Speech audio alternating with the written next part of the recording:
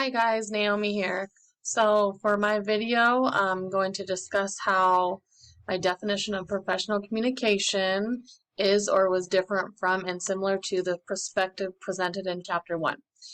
So my take on professional communication being various forms of speaking, listening, writing, and responding pretty much coincides with the reading in Chapter 1. All aspects of the chapter are important, but I particularly thought the behavior of communication bravado was interesting.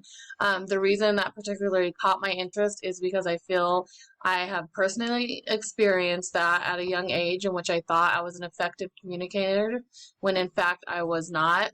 I have learned throughout the years to really pay attention to my communication style and how I receive and send messages. I feel at times that I still struggle with encoding my messages or points that I'm trying to get across because oftentimes what is in my head and what I'm thinking doesn't come across the way I hoped it to and is received undesirably.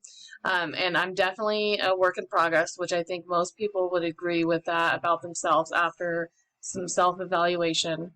The information on the sender and receiver is on page 7 of Chapter 1.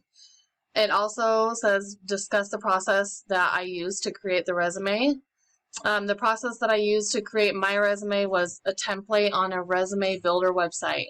My previous resumes have always been very bland and plain, so I paid a little bit of money in order to get a template that stands out.